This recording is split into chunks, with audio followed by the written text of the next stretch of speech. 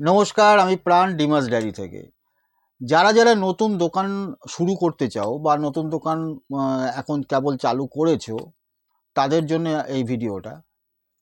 যে যখনই কোনো প্রোডাক্ট কিনবে, মার্কেটে গিয়ে কিনছো, তখন অন্তত 2-3টে দোকান অন্তত কম্পেয়ার করবে যে দামটা তোমার কাছ থেকে ঠিক নিচ্ছে কি নিচ্ছে না।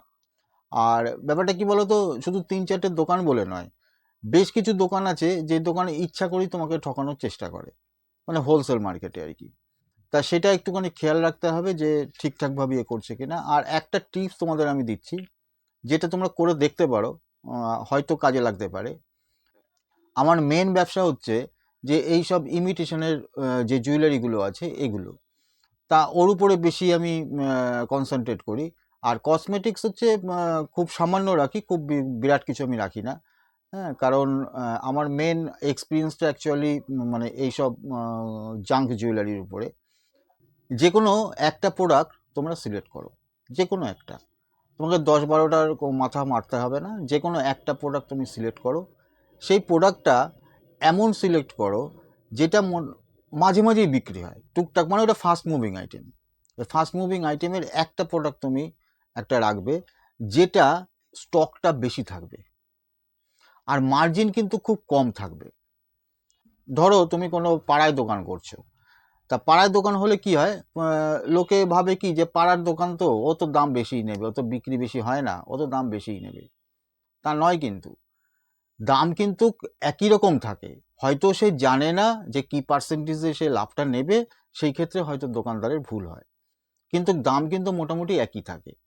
আর আমি যে টিপসটার কথা বললাম সেটা হচ্ছে যে কোনো একটা প্রোডাক্ট, একটাই প্রোডাক্ট রাখবে যে প্রোডাক্টটার স্টক অনেক বেশি থাকবে এবং ওটা ফাস্ট মুভিং আইটেম, এবং লাভের যে পার্সেন্টেজ আছে সেটা একদম মিনিমাম। কারণ পাড়ার দোকানের ব্যাপার হলো কি, ধরো পাড়ার দোকানে কোনো কাস্টমার এলো, এসে প্রথম যে জিনিসটা তোমার কাছ থেকে, তুমি তো জানো না কোন জিনিস নেবে, তা প্রথম যে জিনিসটা নিল সেই জিনিসের দামটা তুমি অনেক বেশি নিলে, বা মানে 2 টাকাও যদি তুমি বেশি নাও, বেশি নিলে। এবার সে যখন মার্কেটে যাবে, মার্কেটে গিয়ে যখন যে জিনিসটা কিনবে, দেখবে যে এই দোকানদার আমার কাছ থেকে বেশি নিয়ে নিয়েছে। সে কত টাকা বেশি নিল, বা তার ভুলের জন্য সে বেশি নিয়েছে কিনা, বা সে ইচ্ছা করে নিয়েছে কিনা, ওসব কিছু বুঝবে না। বুঝবে তুমি বেশি নিয়েছো, বাস। তোমার দোকানে তো আসবেই না, সাথে আশেপাশে যারা ওর জানাশোনা, সে কাস্টমারের জানাশোনা যেসব লোকগুলো থাকবে, তাদের পরিষ্কার বলে দেবে, ভাই ওই দোকানে যাস না, ওই দোকানের দাম কিন্তু প্রচুর নেয়। সেই জন্যে একটা প্রোডাক্ট এমন রাখবে যে প্রোডাক্টের দাম মানে প্রফিট মার্জিনটা খুবই কম থাকবে।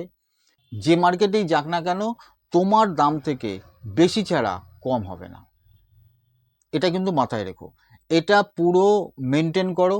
যে ওই ফাস্ট মুভিং আইটেম, কিন্তু এমনি অন্য কোনো আইটেম না, ফাস্ট মুভিং যে কোনো একটা প্রোডাক্ট, ওই প্রোডাক্টটাই তুমি একটু বেশি করে রাখবে আর প্রফিট মার্জিনটা খুব কম রাখবে।